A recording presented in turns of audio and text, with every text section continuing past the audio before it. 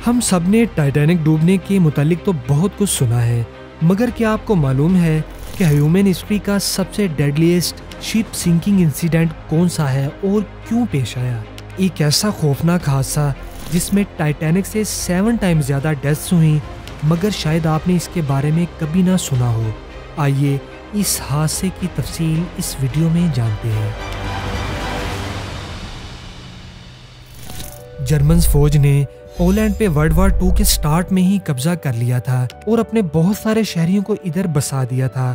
लेकिन अब 1945 को हिटलर की आर्मी कमज़ोर पड़ चुकी थी, तो उन्होंने अपने शहरियों को वापस जर्मनी बुलाना ही बेहतर समझा, क्योंकि सोवियत की रेड आर्मी अब बहुत मजबूत हो चुकी थी और वो जिधर जर्मन्स को देखती मार डालती।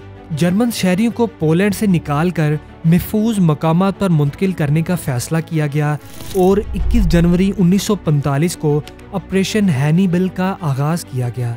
इसी ऑपरेशन के सिलसिले में 30 जनवरी की शाम विल्हेल्म गस्टलोफ 10,000 मुसाफिरों को लेकर गॉटनहाफन पोर्ट से निकला। याद रहे कि ये जहाज 2,000 मुसाफिरों के लिए ही बनाया गया था, मगर चूंकि ये आखिरी ऑप्शन था तो इसमें 10,000 के करीब लोगों को सवार कर लिया गया। इसके बाद सफ़र का आगाज़ किया गया। इसी जहाज़ के कैप्टन फ्रेडरिक पैटरसन ने इसको 22 किलोमीटर फी घंटा की स्पीड से चलाने का फैसला किया। इसके साथ ही विल्हेल्म जॉन ने इससे मशवरा दिया कि जहाज़ को कम से कम 28 किलोमीटर फी घंटा की रफ्तार से चलाया जाए, ताकि रूसी सबमरीन्स इसे निशाना ना बना सकें। मगर कैप्टन पैटरसन ने यह कहकर स्पीड बढ़ाने से इनकार कर दिया कि ये जहाज़ बहुत अरसे बाद हरकत में आया है। चूंकि इसमें बहुत ज़्यादा लोग ओवरलोडेड थे, तो इसे ज़्यादा स्पीड से चलाया नहीं जा सकता।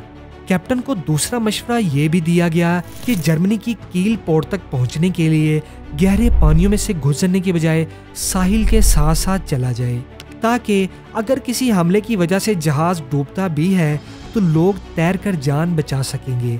मगर कैप्टन ने ये तजवीज़ भी रद्द कर दी, क्योंकि साले समुंदर पर रूसी फौज ने बहुत सी माइंस लगा रखी थी, लिहाजा वाहिद ऑप्शन गहरे समुंदर में से गुजरने का ही था।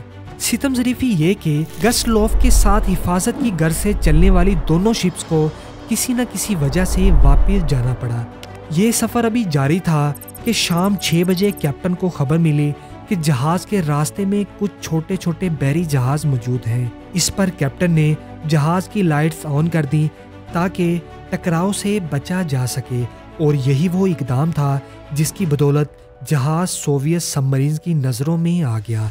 शाम 7 बजे सबमरीन S-13 के कमांडर कैप्टन अलेक्जेंडर ने जहाज़ को स्पॉट किया और 9:16 पर यके बाद दिखरे 3 टॉर्पीडोज जहाज़ पर फायर कर दिए।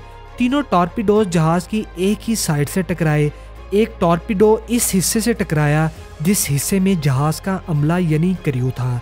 जहाज़ में मौजूद लाइफ बोट्स कुल 5,000 लोगों को बचा सकती थी, मगर इनमें से आधी जहाज़ की एक साइड डूबने की वजह से ज़ाया हो गई, जबकि क्रू मेंबर्स के हलाक होने की वजह से कोई भी ऐसा प्रोफेशनल नहीं बचा था जो लोगों को लाइफ बोट्स में सवार करवाता।